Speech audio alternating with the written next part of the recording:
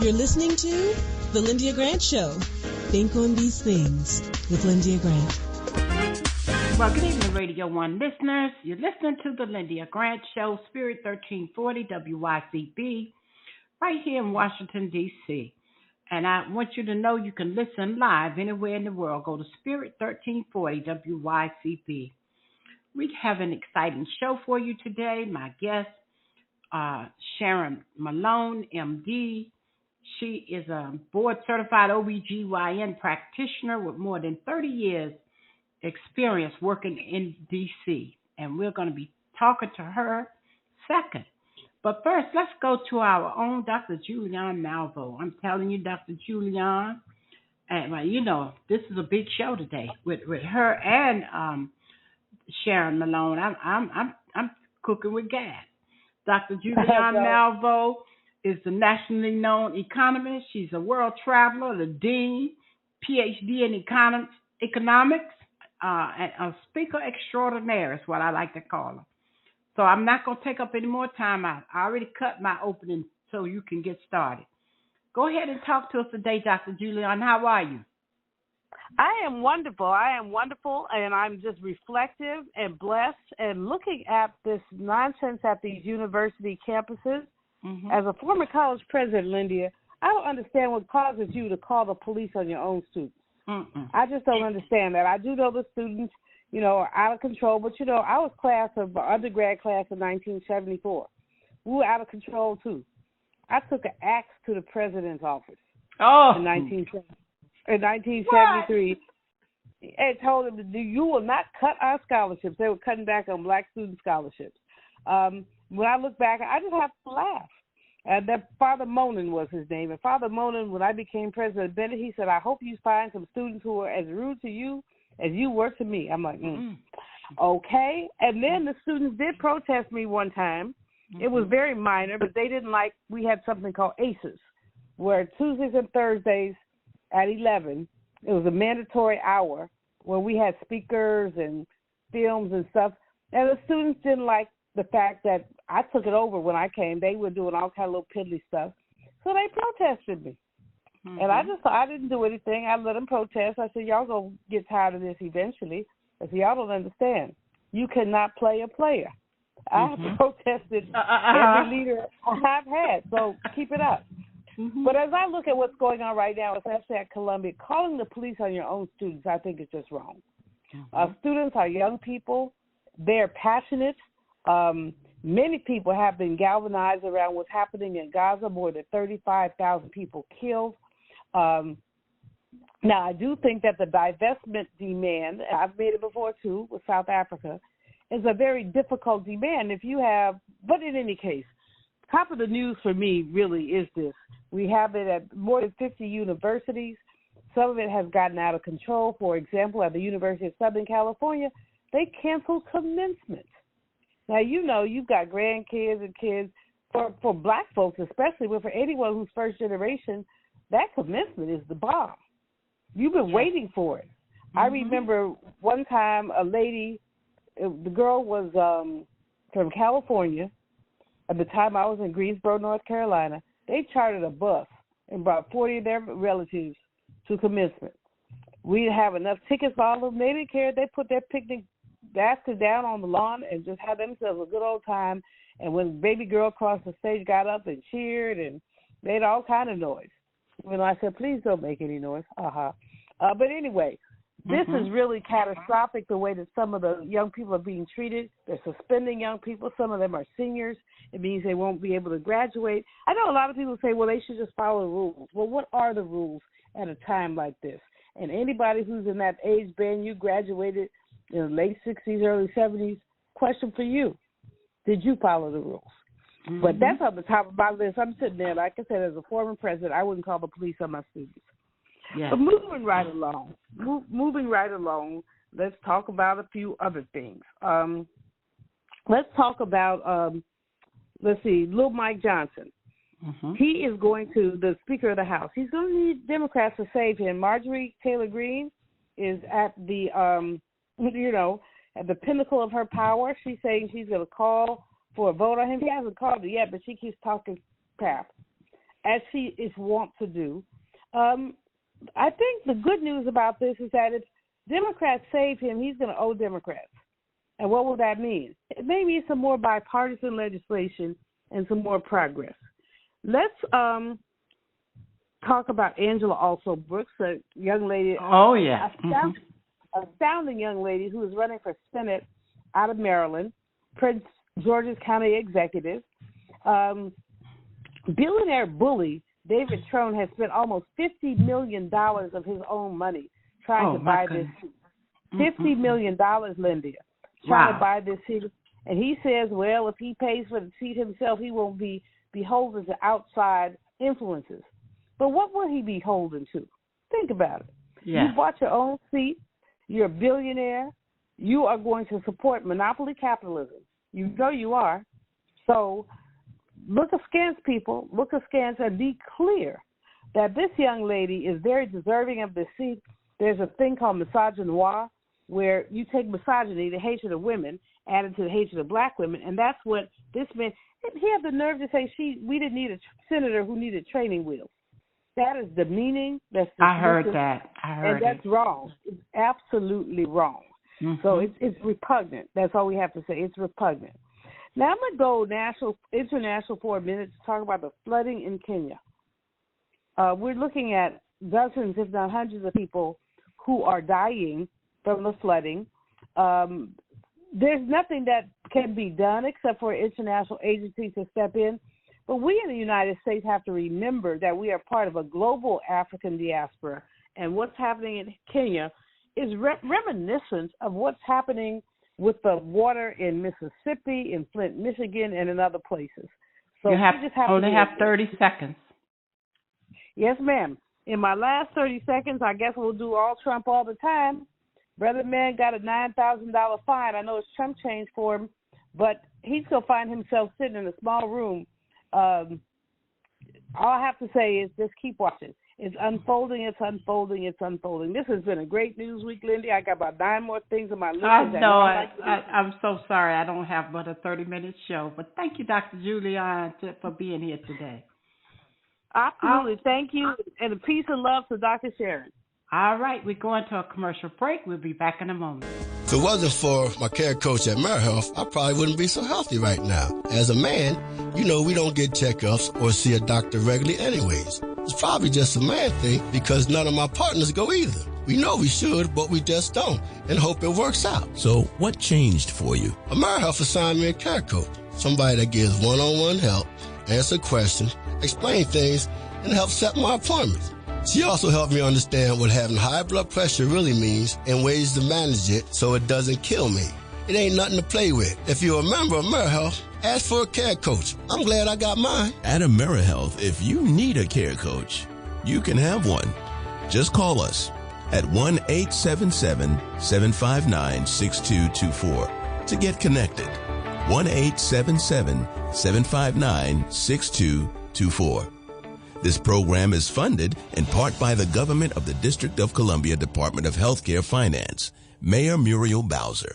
Washington Informer religion columnist Lyndia Grant. Rosa Parks refused to give up her seat on a segregated Montgomery bus. In lectures on brotherhood, Ms. Parks often said, "People always say that I didn't give up my seat because I was tired. But that wasn't true. I was not tired physically. I was not old. I was 42. No, the only tired I was tired of giving in." Driven out of Montgomery by harassment and death threats, Detroit, Michigan became her new home. Rosa Parks will always be remembered as the mother of the civil rights movement. Raised in the AME church, she once said, "I remember finding such comfort and peace while reading the Bible." Read more in the religion column of the Washington Informer, an award-winning African-American newspaper. We don't report crime or gossip, just positive news. Pick up the Washington Informer or visit us online at washingtoninformer.com. Call 202-561-4100 for more information. This is Frank Smith with the African American Civil War Museum in Washington, D.C., located at 1925 Vermont Avenue Northwest on the Green Line. Did you know that a recent study found that children who visit museums do better in school and in life than children who do not? So parents, teachers, and preachers, let's get moving. I promise you, if you bring your children to the African American Civil War Museum, they will be inspired by the images that they see.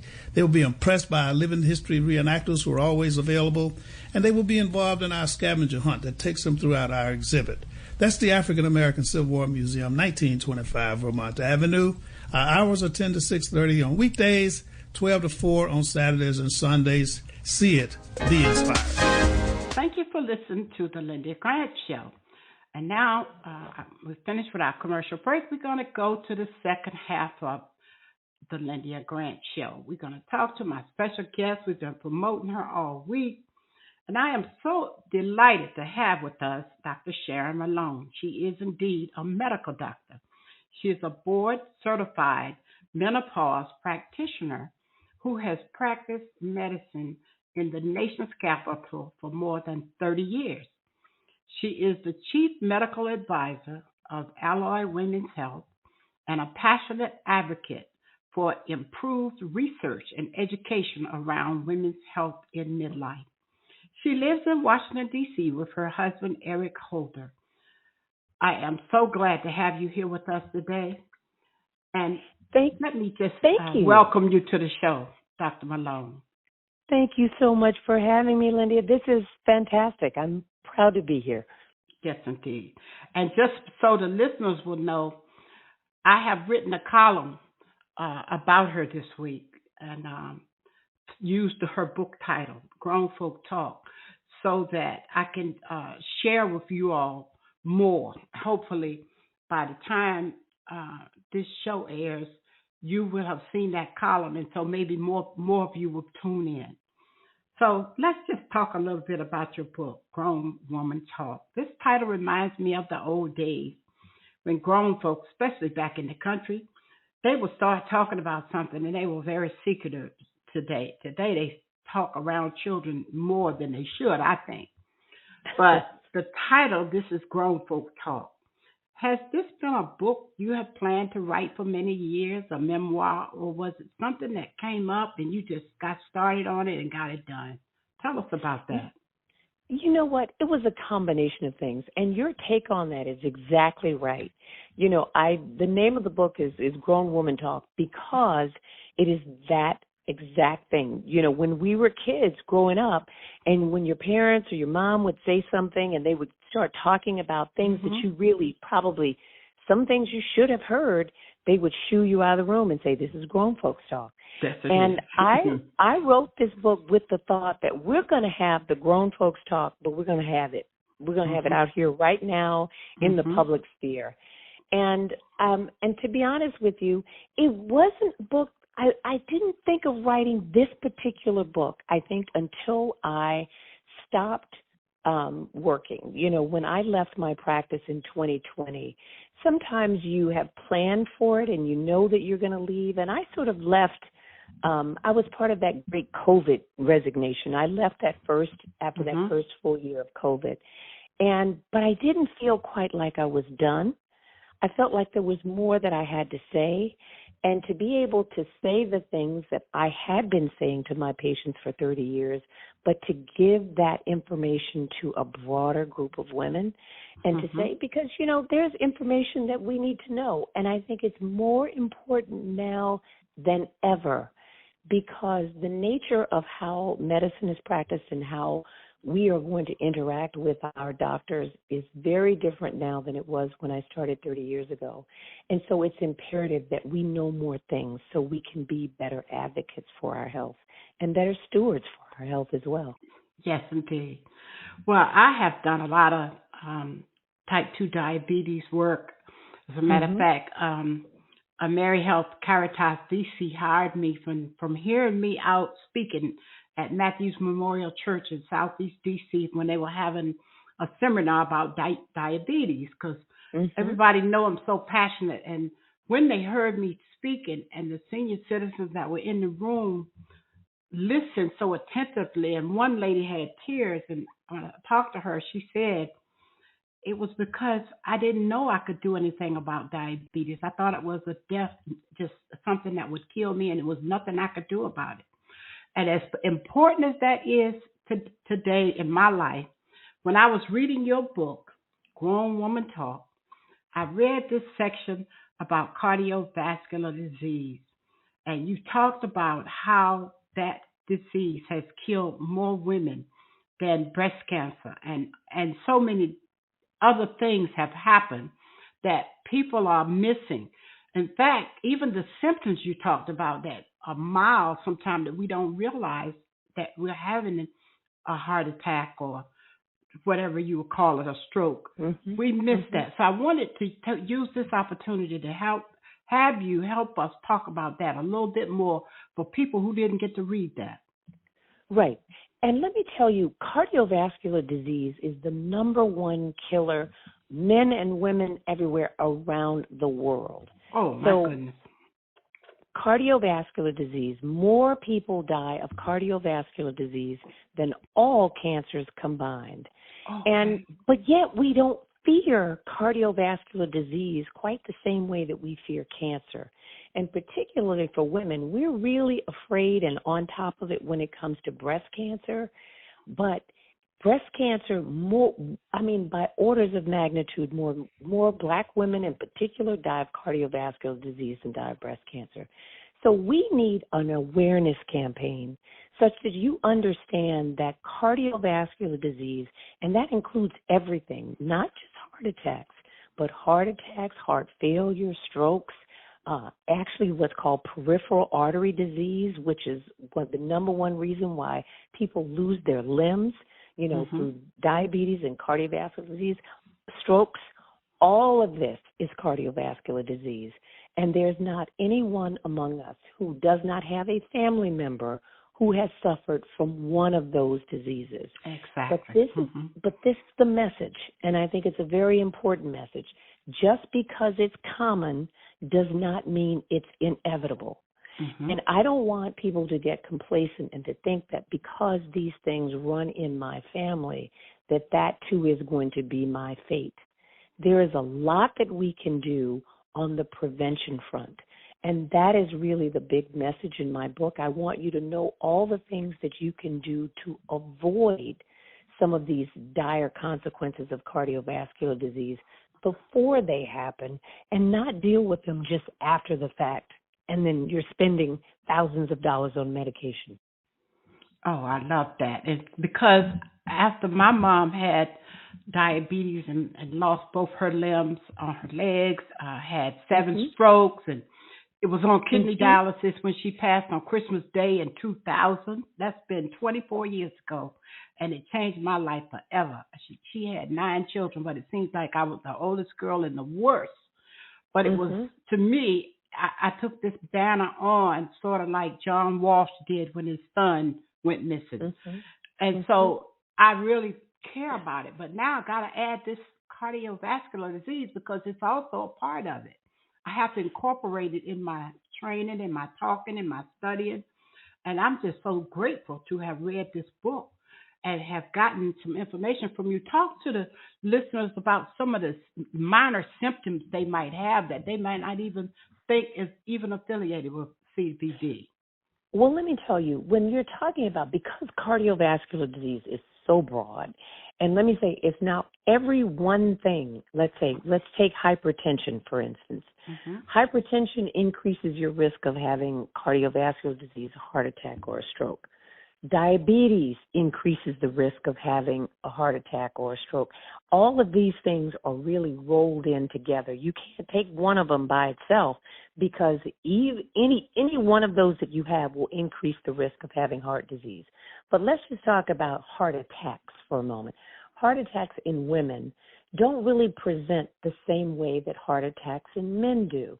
Because I think we all have this picture, and I use this example in my book of, of Fred Sanford, when he clutches his chest and say, "Oh, Elizabeth, I'm coming to join you, honey." No, it's not that way for women.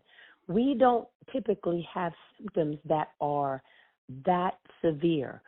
For women, the symptoms of heart disease or a heart attack may be as simple as chronic fatigue. It may be feeling as if you've got indigestion or feeling as if you are, again, just a fatigue and sort of feeling flu-like symptoms.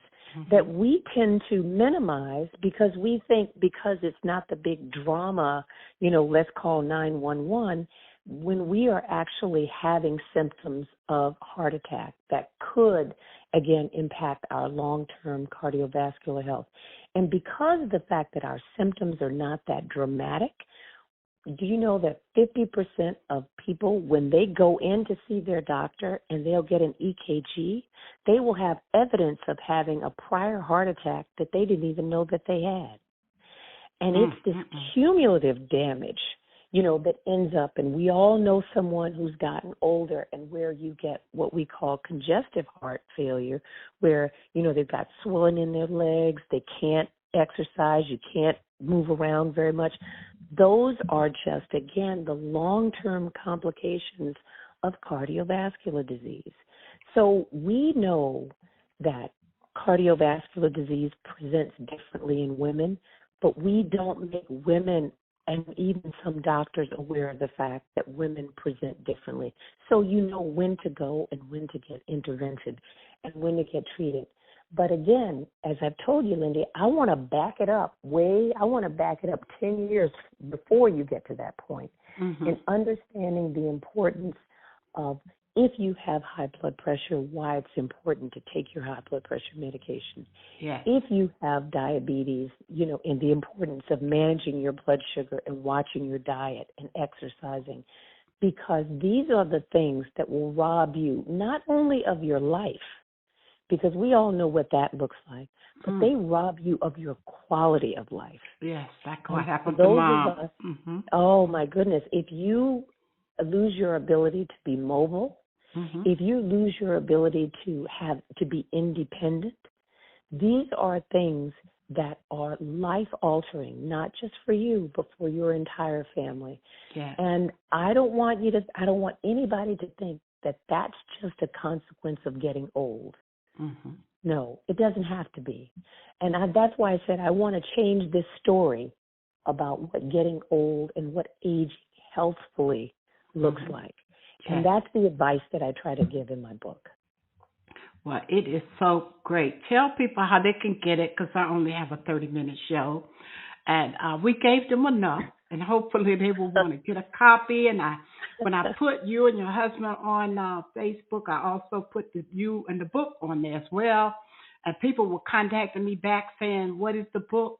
They want to get it. And so I did a good job at, when one page on your story went off, then it automatically went to your book. So I had both together. It only stays 24 hours, but I did you the justice on that. Well, thank you, and I appreciate it. And you can get Grown Woman Talk wherever you get your books. You can get it on Amazon, Walmart, Target, your local bookstore, Barnes & Noble, any place that you order books. It should be easy to get, and they will deliver it right to your door. But let me say this, because I think this is also important that everybody understand about my book. We talk about some really heavy topics, but I try to do it in a way that I think is relatable, and I try to do it in a way that I think that there's some lightness to the book. I want you to know that I'm not just writing this book as a doctor. I'm writing this book as a sister, as a friend, as a daughter. You are. And this is information that I wish that my mother had. My mother lost her life to cancer at a very young age. She was only 57. And I feel that she lost her life not just to the cancer, but she lost her life because she didn't even know what the signs of cancer were. She didn't even know when to ask or when to complain about something to a doctor. So it's from that point of view that I wrote the book. But let me just say this. There's a little joy, there's a little lightness, and I also include a playlist at the end of each chapter. So you can also go on Apple Music or Spotify, and you can listen to Grown Woman Talk book and listen to a little music. So if anytime anything gets a little bit too heavy, you're like, okay, well, let me step away for a moment. Go listen to a little music and come back and meet me in the next chapter. I love it. Thank you so much for being my guest today. I have used up all of my time, but I am so very grateful to have had you as my guest, and I'm so thankful for somebody contacting me. It makes me feel special that I was even asked. So thank you so much for having you on today, and know that the listeners are going to enjoy the show, and we're going to promote it and send the YouTube copy out. We'll send it to you and ask your staff to share it too. And thank you so much for being our guest today. Thank you for having me. All right. Well, that concludes our show for this week. Thank you for tuning in to the Lyndia Grant Show. Next week, we'll have another exciting show for you. Join us at the All Nations Baptist Church every Sunday, where our pastor is the Reverend Dr. James Coleman at number 2 Rhode Island Avenue. We hope this show with Dr. Sharon Malone, medical doctor, and Dr. Julian Malvo, economist, has been helpful. I close my show every week with a quote by Earl Nightingale. He once said, "Words, thoughts, and deeds have a boomerang effect. So be careful what you send out. We do become what we think about. And Scripture says, my people perish for the lack of knowledge." So think on these things from the Lyndia Grant Show.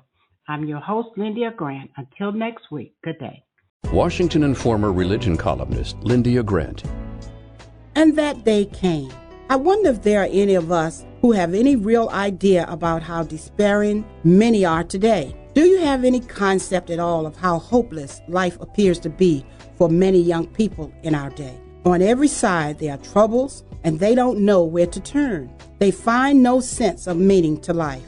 There are not merely passing fancies. They are conditions under which some live all the time without a ray of hope. Invite your friends to worship service. That'll help them. I feel strongly that we need to lift up our voices on these matters, because God will be the light that will shine in those dark places. Read more in the religion column of the Washington Informer, an award-winning African-American newspaper. We don't report crime or gossip, just positive news. Pick up the Washington Informer or visit us online at washingtoninformer.com. Call 202-561-4100 for more information. Thank you for listening to The Lyndia Grant Show. Think on these things with your host, Lyndia Grant.